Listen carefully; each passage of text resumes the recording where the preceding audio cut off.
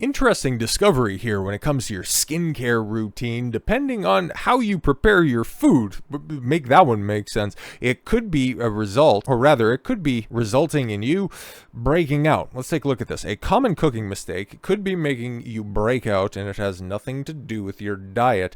If you've been blaming your breakouts on dairy, sugar, or hormones, it might be time to turn down the heat in the kitchen. What? Okay. Turns out a greasy little habit that could be wrecking your skincare routine, leaving your complexion looking extra crispy. And now it's not about what you're eating, it's what's floating around your stovetop. That's weird. Okay, never would have thought of this one.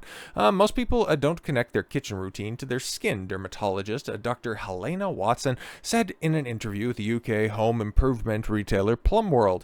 But exposure to cooking oils and airborne grease can clog pores. Okay, that's making a little bit more sense, and lead to stubborn breakouts, especially around the jawline and forehead. Well, yeah, specifically if you're staring over the top of a boiling pot, I could see that making sense. That means that last night's stir fry isn't just seasoning your cast iron skillet, it's also seeping into your hair, face, and even your pillars. In a recent survey by Plumworld, 63% of respondents admit they don't wash their face and hair after cooking, even when frying food. Yeah, but why? Okay, even worse, 4 in 10 skip the extractor fan altogether, you idiots, letting those sizzling particles roam free like it's an all-you-can grease buffet.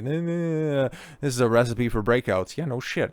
Even if your skincare routine is solid, not removing this layer of grime can undo all your efforts, and those slippery little suckers like to stick around, leaving you to deal with the aftermath. If you go to bed without cleansing properly, you're pressing those particles deeper into your pores overnight. It's something many of my patients never thought about until we connected the dots, the ones on your face, apparently.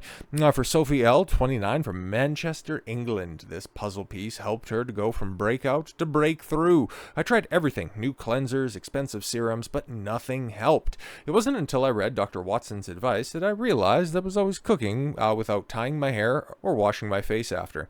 Now she ditched the pricey skincare in favor of some good old-fashioned post-cooking facial cleansing. My skin is clear, and I haven't had breakouts in a week. I had no idea cooking could be the cause. I don't really think anybody did, but yeah, it kind of makes sense, especially if you're using heavy oils like that, and especially if you're not washing your face afterwards. Like, what the hell is wrong with you, man? If you can smell the vapors, chances are, especially if you're cooking, you can also feel them on your face. So yeah, for the love of God, okay? Not just wash your hands while you're cooking or while you're eating, wash your goddamn face as well. I never thought I'd have to say that, but hey, we're here. Sometimes we have to restate the obvious, right?